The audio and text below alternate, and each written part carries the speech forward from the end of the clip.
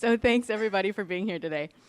And thank you for joining us today to continue this conversation on water and climate justice. Today's session's titled Equity in Water Flows in California for Tribal Communities and Communities of Color, Paths to Meaningful Engagement.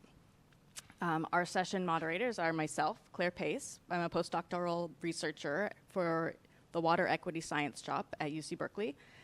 We have Edgar Garibay, Central Valley Program Director for Tuolumne River Trust. Woohoo!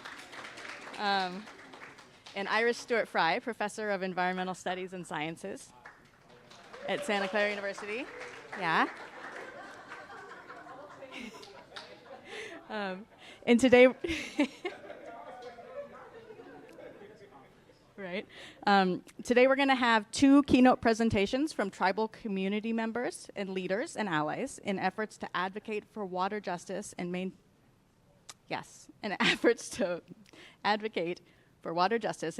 tribal culture, ceremony, and identity in the face of tribal dispossession, and on reforming the water rights system rooted in systematic discrimination and exclusion of Indigenous peoples and communities of color to a system of equity and justice.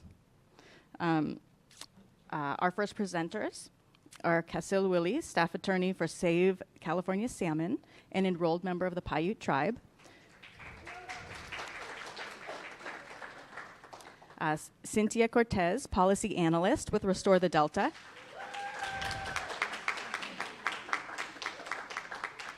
Sydney Speizman, JD candidate at Stanford Law School. And Stephanie Safdi, clinical supervising attorney and lecturer of law at Stanford Environmental Law Clinic. So welcome, the floor is yours.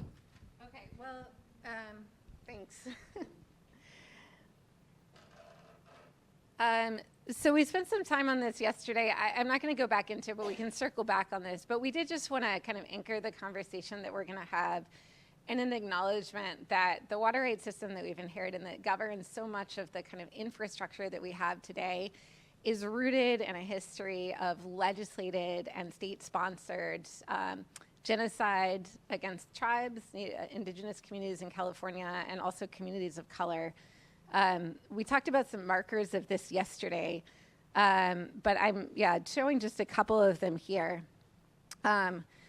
A couple important kind of markers of this history include this 1850 Act, cruelly entitled the Act for the Government and Protection of Indians, which in fact provided for the removal of tribes from their traditional lands, the separation of children from families, and creation of a system of indentured servitude for minor crimes. There are many other legislative markers of the kind of genocide and violent history of the state's action towards tribes that are beyond the scope to touch on here. But one other that I wanted to mention, because it has important ramifications for water rights, was that in the period between 1851 and 1852, California tribes were compelled to sign 18 treaties with the federal government ceding their lands for reservations. And you may not have heard of these treaties if you're steeped in this space, because in an act of enduring cruelty, the Senate refused to ratify them at the request of the California delegation to the Senate, and they were kept under an injunction of secrecy for over 50 years. At the same time, the state and federal governments acted as if and treated the land as if it had been ceded and opened it up to settlement by non-natives. And this duplicity, along with some of these other actions, rendered California tribes largely landless. So we do think that it's important that we just kind of mark all of this action and work that the federal and state government did to separate tribes from lands and try to kind of cover over or eliminate their inherent rights and inherent interests in the water that flows through those landscapes. And then, let's see. And so we also wanted to mention that for communities of color, there's a kind of similarly resonant story. So there are many markers of the way that discrimination is baked into the water rights system for communities of color.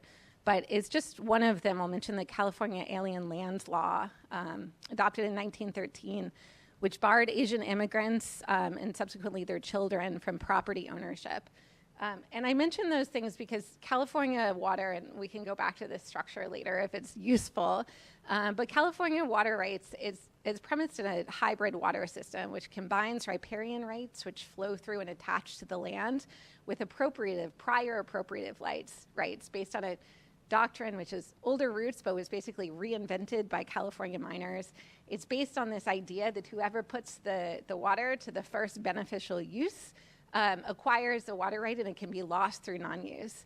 Of course, that system didn't recognize prior use by Indian tribes. And even if they asserted that use once they were subsequently separated from their land, that doctrine kind of erases that interest. Federal water rights, there's an important element of priority that federal water rights have over state water rights. Federal water rights, there's a doctrine that allows tribes to acquire federal water rights through a reserved rights doctrine. So if land is set aside in trust for tribes are entitled to the amount of water that's necessary to support the interests of that trust. And so this is where the story of those 18 treaties is really important, because those treaties should have set aside land in trust for Indians, for the tribes that were signatories to those treaties. But because they weren't ratified, those rights and those entitlements haven't yet been recognized under the law. So I'm gonna turn it over to my colleagues, but we just did want to kind of mention that this is a long history. There's a lot of detail in it, but we can't start a conversation about reform and movement forward without acknowledging that this is the system that we're building on. It's a system in which race and racism is braided in so many ways through the water infrastructure that we have, the water rights system and the infrastructure that's piled on top of the way that we use and manage water. And so in our work, we've thought about what do we do in the face of this really deeply ingrained racism and discrimination? And one area that we've been looking at is through water quality regulation. So the Clean Water Act, the Federal Clean Water Act, and California's Porter-Cologne Act, they require that water quality standards, and this is Porter-Cologne Act governs this in California, but that water quality standards be adopted for basically, for our purposes, all waterways. Those water quality standards have to designate beneficial uses, and they have to adopt water quality criteria to implement those uses. So one of the reasons in which this is a powerful doctrine, as we've viewed it, is that first this brings the kind of state together with the community into a process of looking at what are the uses that we're going to designate for these waterways. What do we hold to be important? Some of those are laid out by statutes, but they're also in a kind of continuing space of kind of re-engagement. And we're going to turn to some areas where we believe important progress needs to be made on the side of beneficial use designation. And then water quality criteria, we need to have criteria that importantly implement those beneficial uses. And for areas like California's Bay Delta, a watershed that we've been really quite focused on because of the nexus that our clients have to this area, those water quality criteria, in order to establish things like to meet beneficial uses like maintaining native fisheries, hopefully maintaining the kind of tribal cultural uses, maintaining access to recreation, you have to have enough water in the system to support those uses. And so water quality criteria in the Delta have established minimum in-stream flows, so basically the amount of water that needs to flow through the system. And that's an important way to make sure that the water stays in the system and gets stewarded for the landscape and for communities. Unfortunately, water quality regulation, as promising as it is, these issues are also subject to a lot of contests and really complicated. The law requires that water quality standards be reviewed every 3 years through a process called triennial review. And then updated, the water quality criteria have to be updated to make sure that they're meeting beneficial uses. In the Bay Delta, the area that we're concerned with, we have water quality standards for most of the Delta that were adopted in the mid-90s. And they haven't been fully reviewed since 2006, and questionable whether that was a complete review. And so, we're clearly out of step with these legislative requirements. And that has real consequences. It has consequences for the communities that live in these areas who are intimately connected. Their health is intimately connected to the health of these waterways. It has consequences for tribal communities whose health, whose identity, whose culture is connected to these waterways. And so the failure to implement this process that's required to the law has very real ramifications for the same communities that have been excluded and discriminated against by this system since its inception. So I'm going to pause there, use that just by way of background, and I'm going to turn it over to Kasil, who's going to talk about some innovative and really important work that's being done on the side of beneficial use designations. Hi, I'm Kasil Willie. I am the staff attorney for Save California Salmon. I am a Paiute tribal member, but also have ancestry with Pomo, Wintu, and Wailaki in the northern state. I just want to introduce Save California Salmon for those that don't know. It's a mostly tribally run nonprofit that started up on the North Coast with those tribes up there, but we are slowly expanding. We work in the upper Central Valley in Sacramento now. The work that we do is split in half. Half of what we do is education and integrating Indigenous knowledge into schools through building curriculum and providing that to schools and teachers and doing teacher trainings and a lot of involvement in the education system. And then the second part of what we do is in law and policy, where we work on advocating for flows into rivers and improving water quality standards for tribes and protection of tribal cultural resources. And so Stephanie kind of opened up this discussion of water quality standards, and so I want to go into more detail about tribal beneficial uses specifically. But before I go into that, beneficial uses are, okay. There's two different types of beneficial uses that the state uses. One is for environmental protection, and then the second is for direct uses. So for agriculture or urban use, where it's like actually being used versus use for protection. So in 2017, the State Water Board adopted tribal beneficial use designations, these three listed at the bottom of the slide. And that's the general use of the general definition of a beneficial use is at the top. And so these definitions were then assigned to be implemented by the regional water boards, which there's 9 of, into their basin plans. And it seems like a good idea in theory, but there are a few things that are sort of holding it back from being fully effective to the way that I think it would really benefit tribes as a whole. Specifically, here, this is a map of all the regions, but specifically I want to address the Bay Delta Plan, which implements its own tribal beneficial uses because it's not a part of not under the jurisdiction of either of the regions, Region 5 and Region 2, which it straddles.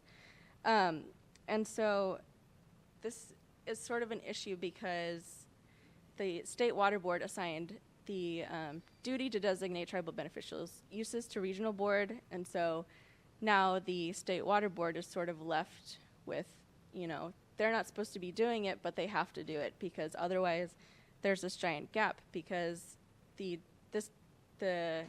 area in red is what the Bay Delta Plan covers, but the Bay Delta watershed is the biggest watershed on the Pacific coast of both Americas, and it covers this entire area in blue. So if that's not covered with the tribal beneficial uses aren't protected in that area, then it puts the entire watershed at risk for tribes up and down the state. And so there's another issue with the tribal beneficial use designations is that there's no real timeline. So the basin plans are supposed to be completed every 3 years or so, and since 2017, none of the regions have gotten past step 2 of 5. So it's been 6 years, and there's no one has really adopted it in the complete way. And so there's just sort of, this lag of, is it going to be completed ever, potentially, in some cases, because they haven't even started. So it's just this sort of limbo that we're left in, and whether or not there's actually going to be protection of these tribal beneficial uses all over the state, really. And then another issue is that it's a really long-term process, like I said, so it makes it really difficult for tribes to remain engaged. Tribal councils cycle over pretty frequently. People go in and out of positions of power or working at the tribe versus leaving the tribe, and it's just a lot of turnover. And so if this process lasts, 3, 5, 10 years, who knows, then there's a lot of difficulty keeping up with that and making sure that the tribe's cultural resources are actually being protected. And I do want to acknowledge that there is effort being done by the State Water Board. We bring this up constantly at their meetings, and they're working, I think, with the State Water Boards on this issue, but obviously there's a lot more work that needs to be done to connect this and make sure that tribal beneficial uses and tribal cultural resources are protected. And then, go back. So why this is important, because it relates back to tribes themselves, their tribal cultural resources. It relates to the water rights system, right? Because, given the history, tribes had that land, had the water taken from them. We lost our rights to our cultural resources. And so implementing these tribal beneficial use designations is absolutely necessary to protect cultural resources in all of the watersheds, because it is supposed to be a statewide process that's happening. And so when there's low flows, poor water quality standards, tribes are at further risk of losing cultural resources and, furthering that cultural genocide that began many years ago. And another thing we want to work on, is getting better tribal outreach. It's very difficult to engage with state agencies often. They'll send a letter and then not follow up on that letter and then assume the tribe doesn't care, or send it one phone call, or, and like I said, there's a lot of turnover, so they may have the wrong email address, the wrong phone number. So we work a lot with them on trying to help them get better. And then the other thing is tribes are often under-resourced. In California, there's federally recognized and non-federally recognized tribes. And the non-federally recognized tribes have far fewer resources to conduct. If they do get contacted, then they may not have someone on board who can, speak to these issues or be aware. And so it's very difficult for them to participate in these public processes. And then the other thing is there's separate calendars between the Native world and the Western world. We have calendars of ceremonies. There's certain weeks where we're out, we're not checking our email, and they need us to respond rapidly or come to this meeting that they've designated, and we can't do that. So that's another challenge that we are often trying to bring up to the State Water Board and other agencies and have them recognize there's a cultural difference that they need to acknowledge. And then the last thing is we're working to promote integration of tribal ecological knowledge into water policies, just sort of combining Western science with traditional science and having those two systems work together in a cohesive manner that will help us move forward. And then I guess one thing, I'll bring up the photos on the screen. There's an elder collecting tule, the tule boat, and then the images on the bottom are grinding rock sites where, tribes would bring acorn, grind acorn for food, many different things. And then it's a list of cultural resources that are deeply related to tribal culture and really important, and they're directly impacted when tribal or water quality standards are not implemented correctly. And so by working with the State Water Board and the regional water boards, there's more opportunities. They're having more opportunities for tribes to engage and express concerns, and they're trying to work on that outreach a little bit, but it's, a long process. And it's a way for tribes to reclaim some of those traditional resources that have been lost or taken away, and help restore culture and traditions that are deeply connected to the water systems. And it's slowly getting us a little bit closer to the water justice for tribal communities. and helping us, reconcile the past harms that have happened because of the state, as Stephanie said, a lot of the state history that happened. And that's all for me, and I'll pass it on to Cynthia.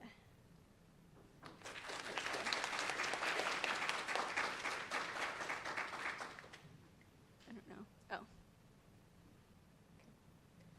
I do not have slides, so kind of going off the cuff here. Hi everyone, my name is Cintia Cortez. I am the Assistant Policy Analyst with Restore the Delta. Restore the Delta is a grassroots campaign of residents and organizations whose goal is to empower communities to become guardians of the estuary, kind of really encouraging community members to reconnect with the waterways, just because there's been a lot of disconnection there. And this is done through the participation in government processes and also water monitoring. So Restore the Delta has grown a lot in the last year, probably like maybe even 9 months. We've gone from only having 4 employees to now 9, and we've been able to expand our efforts. We now have someone monitoring, doing flood management. We have someone pursuing urban gardening, urban agriculture, there you go. And we also have a science program that is monitoring harmful algal blooms, and I'll go a little bit into that later. And I have also been part of that expansion. So as Assistant Policy Analyst, I primarily monitor and engage with the State Water Board and with its processes. I also coordinate our coalition that filed the Title VI complaint and petition for rulemaking, and with the US EPA. Give me 1 second. Sorry. So as we prepare to enter the summer right now, many of us may be preparing for vacation and really getting prepared to do fun things in the summer. However, at Restore the Delta, we're getting ready for another HAB season. And harmful algal blooms, also called HABs, so I might go back and forth there, is our cyanobacteria that release toxins into our waterway and can also become aerosolized, and they cause a lot of harm to humans, to pets, anyone that comes in contact with it. We have current research going on that there may be a potential of them becoming airborne and causing or exacerbating our already very concerning air quality in a community in Stockton that already faces that's an AB 617 community and faces very high rates of asthma. So they are a threat to public health and wildlife, and the perfect recipe for HABs is the accumulation of nutrients such as phosphorus and nitrogen, high water temperature and stagnant water or low flow. And although the high water temperature is something that we can't control, something that we can control is flow. And however, the lack of adequate flows due to unregulated water diversions are really exacerbating the environmental burdens in marginalized communities.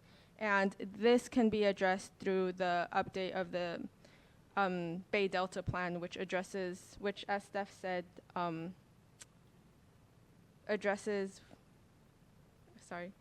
which puts water quality standards. So really, so with our coalition, although there are many forces that may want to divide all of our groups, the tribes, the EJ communities, farmers, fishers, we share a lot of many of the same environmental burdens, and we have been able to unite and take legal action. The State Water Board, under law, has the obligation to not only consider recommendations coming from communities that are most impacted by environmental burdens, but they are also obligated to involve all stakeholders, including tribes and impacted communities, in the decision-making process. They are responsible for supporting communication and addressing barriers that may prevent tribes and communities to meaningfully and actively participate in the board's processes. However, up till now, outreach and engagement requests have left tribes and EJ communities feeling unheard and frustrated. Sorry, I thought I heard something. Oh, okay. There is a lot of frustration that comes with the work that our coalition does, and that is everything okay? Okay, sorry. Yeah, there's a lot of frustration that comes with the work that our coalition does and that the organizations that we work with do. And I think many of you here can relate with those frustrations. We are participating in the board's processes, providing public comments, attending all of their workshops, but all we ever receive at the end of the day is a thank you for sharing your concerns, and see very little action that follows. Yet, when events are being hosted that target tribes and these EJ communities, we are the ones being contacted by staff requesting our presence. However, it has felt very ingenuine and as a check-in-the-box effort. I think we really reached a point of frustration, exhaustion, and just really tired of engaging and not seeing any change. So our coalition, with the support of our wonderful legal counsel at Stanford's Legal Clinic, we submitted to the board a letter establishing parameters for meaningful and good faith tribal and community engagement as we move forward. And it is something that, as someone early in my career, I wouldn't think should be necessary to address to a government agency. Not only are these communities left to deal with environmental burdens, but not only are we left to deal with environmental burdens resulting from decisions being made by government officials, but now we also outlined how to meaningfully communicate and engage with us to address issues that they've in a way created or aren't really helping. So within this letter, we asked for the inclusion of tribes and EJ communities from the start of the planning process until the end. We also asked that all tribes and EJ communities are effectively engaged and that these notices be given well in advance because capacity is an issue for a lot of these organizations. And if you would like to review the letter, it is actually on the Restore the Delta website. Lastly, it is important that the communities are at the center of all efforts moving forward. Also, be able to identify the difference between meaningful involvement and partnership with these government agencies, and what we are working towards, and what we're really working towards is more partnership to be able to address community and tribal concerns. Yeah, thank you. I think I'll pass it over to Steph.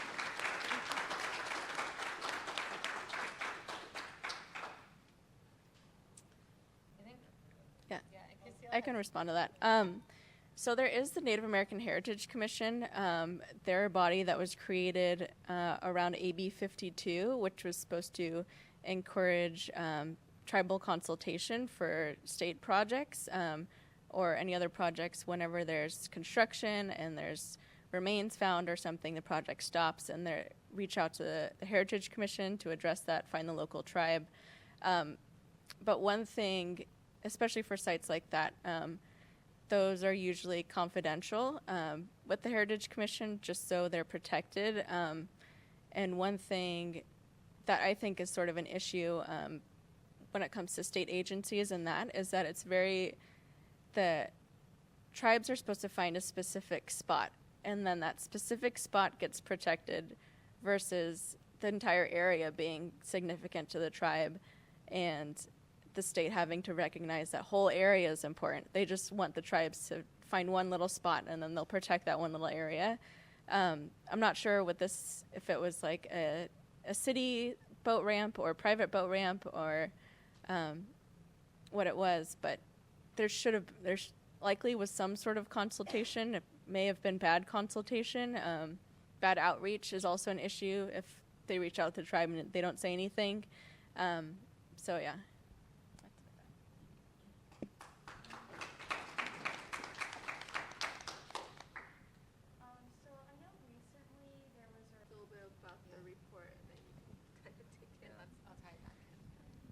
Yeah, so the report you're actually talking about was a report done by, so the Department of Water Resources did a competition, and part of that competition, one of the challenges was how to make data more accessible to the public. And within that competition, someone was actually able to put together this report that actually showed that 89% of water rights are held by white males in California.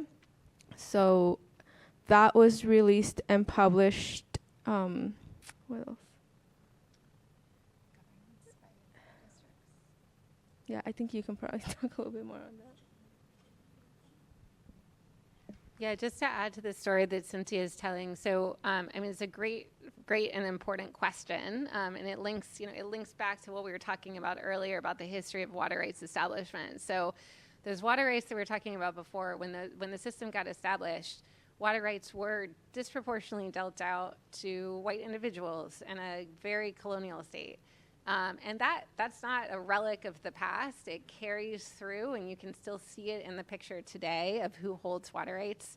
The report that Cynthia was commenting on, which Restore the Delta kind of helped make publish and was picked up by the LA Times, I think one of the conversations that it started is like, well, here's a really visual picture of these links. So these pre-1914 water rights, before the kind of modern California water rights system was established, are grandfathered in and carried forward and persist today, and so does the racial makeup of the water rights system. Something else that the report did was it looked at what's the racial picture of water governance. So it looked at, for instance, like some of those water rights, although kind of the minority that they looked at in their report are held by individual water rights holders. And for those, they were able to back out the racial demographics of the water rights holders. But they also looked at water rights that are held by organizations like water districts or agricultural districts, and they looked at what's the governance profile of those. And the same picture holds true. It's over 90%. In the case of agricultural districts, I think it was like 91% of the governance bodies for those districts are also comprised of white individuals. And one of the reasons that we've tried to bring out, and we can talk more about this filing if it's helpful, but we filed a Title VI complaint. So the Title VI refers to Title VI of the Federal Civil Rights Act, and it prevents disparate impact discrimination as well as intentional discrimination. It's hard to enforce directly through the courts, at least on the disparate impact front, but federal agencies that give funding to state agencies are charged with policing it and making sure that discrimination doesn't carry through into the agencies that they distribute funds to. So we filed a Title VI complaint against the State Water Board, and one of the reasons that we did that was to highlight exactly these issues. So the State Water Board's failure to update the water quality standards means that more water is still being drawn out of the system to satisfy those old pre-1914 heavily racialized water rights without attention to the communities that live in and rely on the system, without centering them in the story and centering the legal requirements to update that. So what we're trying to do is show that this has consequences. Likewise, what we pointed out is that when you don't create open public processes for water governance, it means that individuals who hold those water rights or who manage water districts, they're going to be exercising an outsized role in water governance. And that's exclusive of the communities that are most directly impacted by the way the system is being governed. And that manifests in all sorts of ways.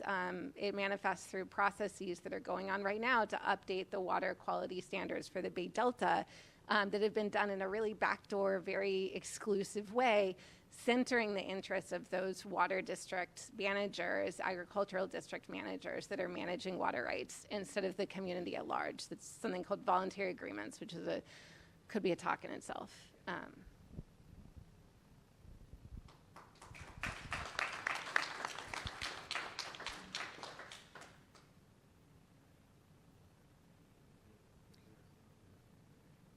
No, so those are very separate. The three I put up are separate designations that were recently created, but there's a huge list of other beneficial uses, which includes agriculture and a myriad of other things, commercial fishing. It's a really long list, but those ones were just created in 2017, so I wanted to highlight those. And one thing I didn't say is that there was cultural subsistence fishing and then subsistence fishing.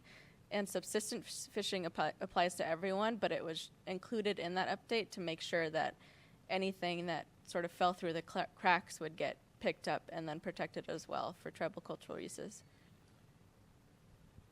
And just to add one thing to that, I think what you're putting your finger on is also kind of the way that federal water rights that are reserved to tribes under federal treaties, how those get quantified, and this kind of formula of practically irrevocable acreage is a really important part of that. And I think pretty soon we're going to be bringing in some conversations with our partners up north on the Trinity and Klamath.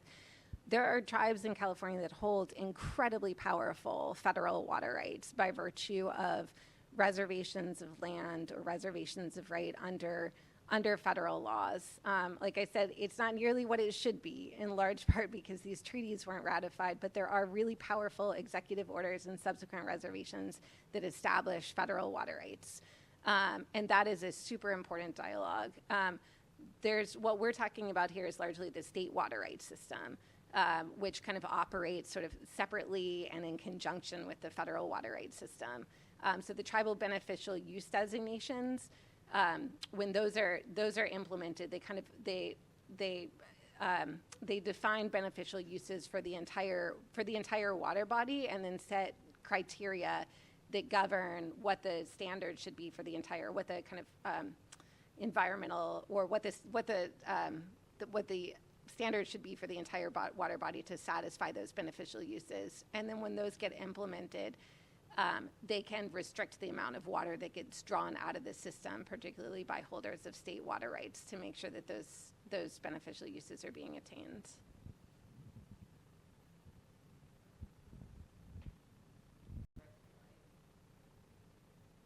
Yeah, so there's,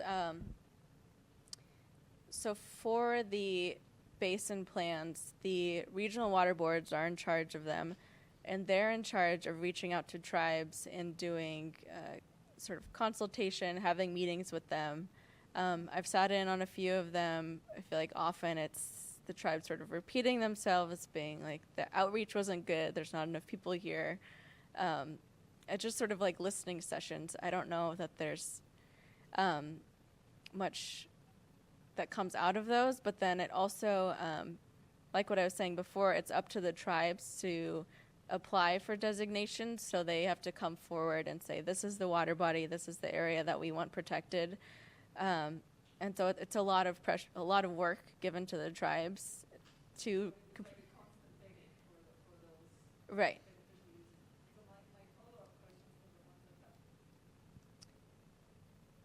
No. No, kind of. I think it depends. Trying that. I don't have a satisfying answer to that question. I mean, there was an earlier question about water rights reform. A lot of these things are within kind of state legislative capacity. There have been proposals for water rights reform that have been brought forward based on a recognition that this system is antiquated. Not only that it's so racialized, but also that it's just, it doesn't work for a modern system anymore, in light of modern needs, contemporary needs, climate change, like all of these things are kind of, the system that we have that organizes so much of kind of water management is out of step.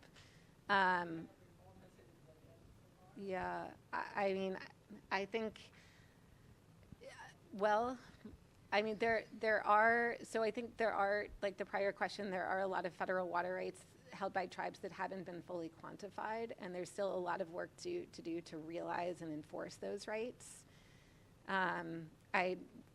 Hopefully some creative lawyering and advocacy will find a way to do something with these 18 treaties from the 1850s, which were actually signed by the tribes but not ratified. It's not to say that there aren't creative options to pursue, but I think it's a tough and very big conversation, and it's one of the reasons why designation of tribal beneficial uses is so powerful, because that can happen immediately. It can happen now under the Clean Water Act. It doesn't take further legislative action. It really should already be happening by virtue of the definitions that the State Water Board has adopted. And what that does, as soon as that's recognized and once those are implemented, you have to have enough water flowing through the system to satisfy those beneficial uses. And that means limiting diversions by these old pre-1914 water rights holders. It's going to require more of that to return water to the system and to stewardship. So that's not a satisfying answer if you have more. I think the federal rights issue is something different, and it's really important. But for California specifically, there are so many tribes that aren't federally recognized and are fighting for that recognition. So the options there are very limited. In addition to that, they were all, not all of them, but most of them were removed from their land. And so, being removed from their land, they no longer have those riparian rights that, they should have had to begin with. And so there's just so many layers of complications. One of our partners, Shingle Springs, they were removed from Sacramento, moved upstream towards Placer County. They just got land back on one of their traditional villages. But then since there has been such a disconnect between that ownership, then the water rights have been sort of lost along the way. And I think they're working on trying to get those water rights back, but because so many things have happened in between that, it's just really difficult to try and make that connection again. It might also just be worth noting, because it's in conversation with that there is a proceeding going on before the EPA, U.S. EPA right now, to implement new regulations that would require federal water quality standards, like the ones that we're talking about here, to make sure that they're satisfying federal reserved rights. So like the rights to to fishing and hunting held by tribes in Northern California. It's a tough conversation for a lot of California tribes because their federal reserved rights aren't what they should have been. And so many tribes are unrecognized, and that was something that we put in comments on this EPA proceeding that the Save California Salmon, Winnemem, Wintu, and Shingle Springs did, pointing out that we need a different system to meet the needs of California tribes because of that history. And in fact, the State Water Board said something kind of similar. They pointed to tribal beneficial uses as a pathway forward, though it needs to go a lot further forward.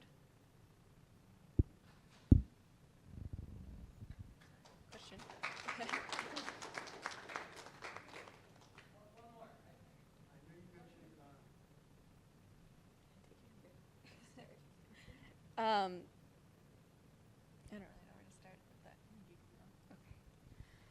that. So under Title VI, Indigenous tribes, I forget exactly the language that they use, it might be Native American groups, are listed as one of the protected classes that's protected by Title VI, or at least that's how we read the law. So we feel a very strong hook for that. And I should say that our petition, our complaint, which we filed at the end of December, is still pending jurisdictional review by the EPA. So we'll see where the EPA comes down on some of these issues. But yeah, we filed it so on behalf of these tribes and organizations which represent or advocate for the interests of tribes and communities of color. And there we did kind of center it on this story of how these failures to update water quality standards, to make sure that water quality standards follow the law and follow the science and follow traditional ecological knowledge, the outsized harms that has on disadvantaged communities of colors and on tribes. So that was kind of what this story was anchored in. And for us, it also kind of injected a new lens into the conversation because it's centered in this story, which is often this very kind of dry story about the way that water is managed, a story about this being kind of rooted in community and in these histories and in the very real experience of tribes and communities in the Delta. If you want to add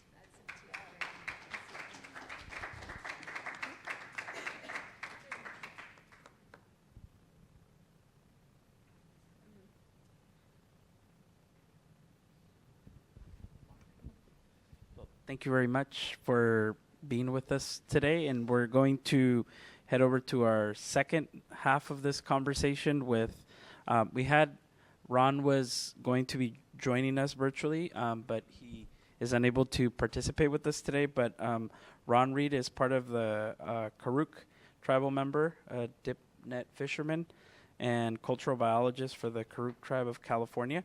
not going to be able to join us today, but definitely part of this whole conversation that's been with us today. And then we also have Sibyl that's with us today. She is a lecturer in Earth Systems Program and co-lead for the Stanford Environmental Justice Working Group at, again, Stanford University. So welcome and joining Sibyl into this conversation.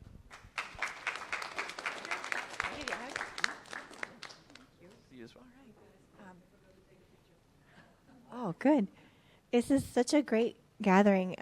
So I love, you don't have to move anything. It's so nice to have all the work. All the work is right here.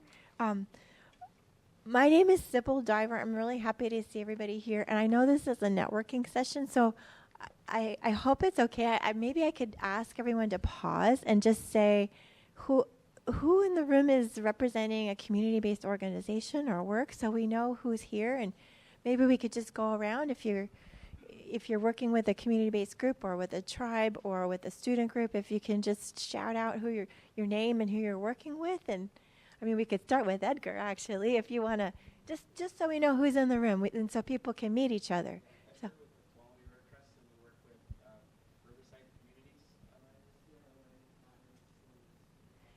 CRLA, tell us one more time.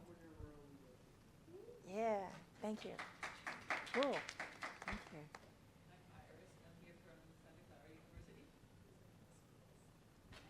you. All right. EJ Grassroots. All right, cool. Somebody else?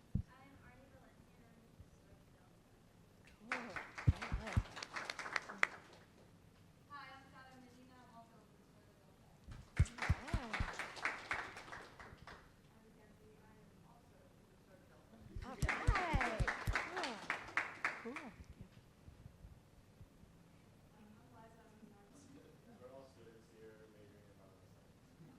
All right. All right. Yes, students. Thank you for coming. All right. Thank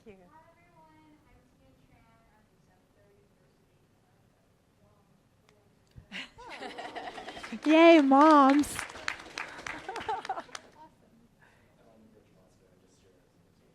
Great. All right. Well, welcome everybody, and thank you especially to Edgar and Iris and Claire for organizing our panel so we can meet each other. I want to share a few thoughts on behalf of myself, which I'm presenting from an allied perspective.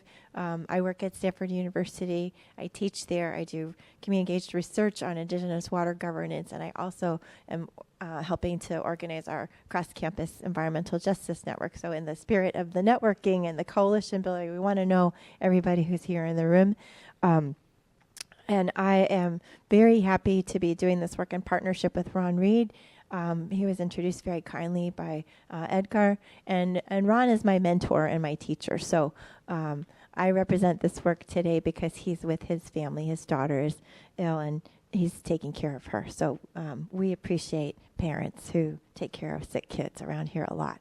I know many of the people in the room do that. So in any case, I want to just... I'm not going to share all these slides. These are from a presentation from earlier in the week, but I want to share maybe three things today. I want to share a little bit on history and the work that we do in allyship on history. I want to share a little bit about coalitions and allyship and a little bit on Indigenous knowledge system. And the goal for me in just sharing some of those top line ideas is really to amplify what my colleagues here said about the difficulty and importance of doing this work of bringing Indigenous knowledge and sovereignty into water management and into bureaucratic systems to really lift up tribal sovereignty in those systems that weren't made by or for Indigenous peoples, and the roles that we can all play to support that effort right now. But a part of my work has been to learn about dam removal on the Klamath River, and you can see a picture there. This is at the border between Oregon and California, and there's 4 dams that don't provide agricultural waters, that don't provide flood control, but and don't provide very much hydroelectric power, but do block fish passage to some of the coldest and best quality spawning areas, and do create intense water quality issues. And tribes, as you can see, are from Undam the Klamath now, have spent about 20 years advocating. So it's a moment of celebration to say, like, this is exciting because the dam removal process started last month, but it's also disturbing to think 20 years of negotiations, 3 sets of settlement agreements, and an incredible amount of frustration on behalf of tribal advocates that persisted through this process to get it done. So the first point I want to share is about coalitions, and I got involved in this coalition through the UC Berkeley Kuduk Tribe Collaborative when I was a graduate student in 2008 and 2009. That's when I first met Ron. And here's a picture of us working together, and also working with law students at Berkeley who we organized to come up to the river and do some legal research with the tribe early on when they didn't have an advocate on staff, and actually they don't have an advocate on staff right now either. But in any case, the coalition building space, I think, is extremely important in this work, and I want to just acknowledge Save California Salmon for really now making that possible. There's the Klamath River Keeper that did really important work early on the dam removal issues, but having space that are Indigenous-led and youth-led, and really bringing these issues out into the larger tribal community and the non-tribal community has just been awesome. And the youth leadership, you should look up Save California Salmon, because some of their youth work and videos, and really like the work that makes it come alive. So you say, this matters and this is important and I need to do something about it. And asking people to do something about it is really incredible. So I think that allyship and the coalition building, it can be slow. Sometimes we move at the speed of trust. Sometimes we move forward. Sometimes we move backwards.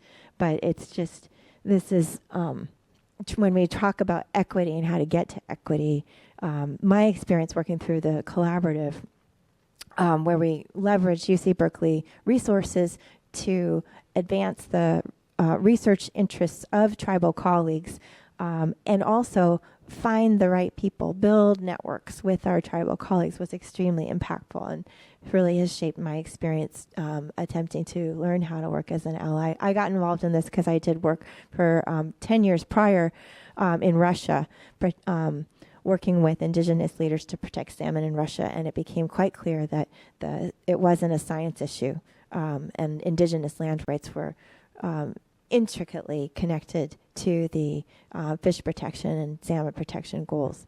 And this is the second point I want to make about history.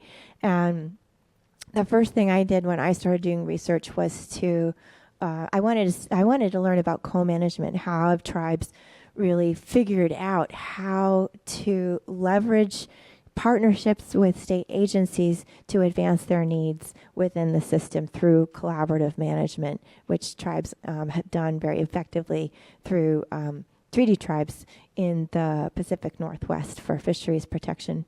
But when I started working in a different area on the Klamath, I realized I don't know this history. And it's a history that doesn't go back 20 or 30 years ago. It goes back to 1850 and time immemorial. And as a guest on the river, as a visitor, Ron and I worked to collectively understand what was important to put on this historical timeline in terms of the policies and decisions made that affect management, that affect the health and wellness of the people on the river. And so we laid this out in a 15-foot artistic timeline that included art contributed by local youth. And it was really, really cool way to start a research relationship, because I was learning with community members about what I needed to pay attention to. And that history included learning about cultural beneficial uses. And that's something that I get to do as a researcher, is learn and work with my colleagues to write down that history. And interestingly enough, in the early dam removal advocacy, one of the things happening in parallel was designating the Klamath River, the impacts to the Klamath River through a TMDL process, which defines the total maximum daily load, permitted levels for toxicants or other entities that can enter that pollute the river. And as part of that designation process, state regulators said, okay, well, what are the cultural needs here of the community? We know you guys have ceremonies for 2 weeks in the fall and you need more water at that time. So is that the time frame in which we would do some cultural protection here on the river? And folks on the river said, are you kidding? Because cultural uses happen all the time. But that was sort of the gap between, what it meant to try and communicate with the agency folks and communicating with folks on the ground. And so, tribal community leaders responded to this by saying, okay, you don't understand what the cultural uses and needs of our community are. Let us show you. And they did interviews. Ron interviewed his mom. Anthropologists came and helped with these interviews, and then those were compiled to list out an entire chart of all the cultural uses on the river that ranged from, gathering all kinds of food plants, medicinal plants, basket weaving materials, times when you did not just the 2 weeks of ceremony that people focus on in the fall, but personal ceremony, other ceremonies that happened, and they charted that out for the Regional Water Quality Control Board and showed how these extend throughout the year. And that was a moment of using science to communicate to the Water Quality Control Board what the cultural needs were. And that was adopted in the Northern California Water Quality Control Board at the regional level for the purpose of protecting cultural use in the Klamath, again, through our system. And that then got taken up by folks like Sarah Ryan at Clear Lake and brought to, and through a network of tribal leaders all working on water quality in different tribes in different places, and got brought to the state level and adopted through Mercury legislation. So I tell that story by saying, I got to learn about this by talking to folks about what it took to just tell the state regulators, actually, cultural use doesn't mean 2 weeks. And that's years of work. And that's important, but it's also extremely frustrating to have to do that much work to communicate your needs. So I want to just witness that as an ally and communicate it, amplify that message. The third message I just want to give is about bringing, I'm not going to talk about the dam removal at length, but the two-eyed seeing into this work. And this speaks a little bit to what does it mean to try and work with Indigenous knowledge in these systems and to really bring it in a meaningful way. And I got to write this really wonderful paper with Ron Reed and also my colleague Carolyn Smith, who is both a Karuk member descendant, a basket weaver, and a professor in anthropology at UC Berkeley, right? So it's not just one thing. We have Indigenous scholars working on these issues. I contributed from an allied perspective. I'm Irish, English, German heritage, and Ron is contributing as a cultural practitioner, culture bearer, and elder on the river. And we all wrote this together to try and make sense of our experience working together over, a little over 10 years. And what does it mean to try and bring Indigenous knowledge into this space? Because it sounds great. I didn't share this in the big room, but it's one of the things that we share in this paper is how do we do this work without being angry all the time? Because it's incredibly frustrating to be trying to work across knowledge systems and to constantly be reminded how they're not held equal value when you're actually going out into the world and trying to operationalize them. And I think the moment of moving forward in equity that our learning and that we share is that we have very deep relationships. We get together, we listen to each other, we call each other on a bad day, we laugh at things that are just ridiculous, and we cry at the same time. And that is what allows us to keep doing the work. So that's kind of a touchy-feely, like soft side. But then on the hard side, when we're really thinking about try to use different knowledge, tribes do everything. And we often put things in compartments. And that's one of the things that I think when you work in an allied space, slowly but surely, people try and teach you not to do that. And I appreciate that. But in my experience with the Credit Tribe, they are using everything at their disposal. This is a social science report that Ron worked on with Dr. Carrie Norgard to get data to show how diet-related disease that's related to the depletion of salmon, in part due to dams, has been disproportionately affecting tribal people. And they documented that. And the frustrating experience that Ron had in the Klamath Dam removal advocacy process, where he was told, and he's told me this over and over, and we'll share this in presentations over and over, thank you for this anecdotal evidence. Thank you for the story. And using social science to say, actually, there's some data behind what's going on in my community, and we need you to hear it. That's important. The tribe also monitors water quality over 150 river miles, and in a rural area, it's the single entity that does that real-time biophysical monitoring work, and it contributes that data to state entities. But in stories that I've heard from some of the tribal leaders that got this going, the ability for the tribe to monitor is not a given. And when they first started wanting to monitor for fisheries, they were told, no, this is a state job. But folks in the tribes just went down and were there. Every time the fisheries scientists came up to do their monitoring, the tribal folks were there. And eventually folks realized instead of driving an hour and a half for state agencies to get to this site to do the monitoring, perhaps it would be better to fund some tribal fisheries monitoring work.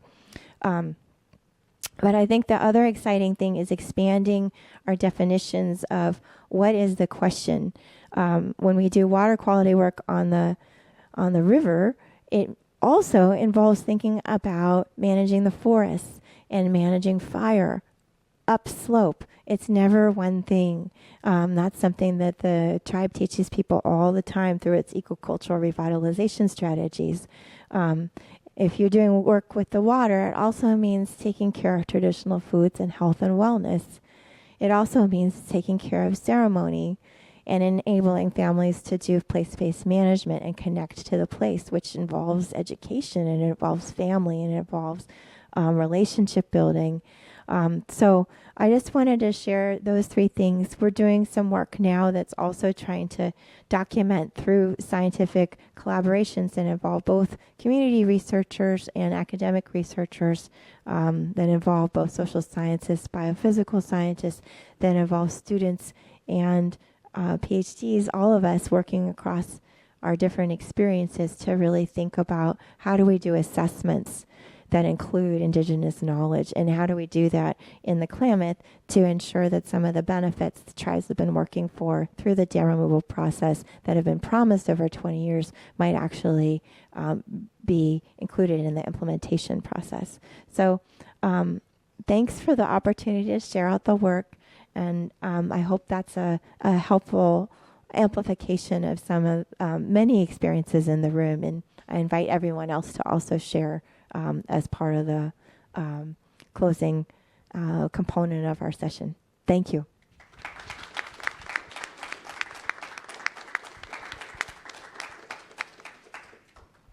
Thank you so much, Sibyl, for your powerful.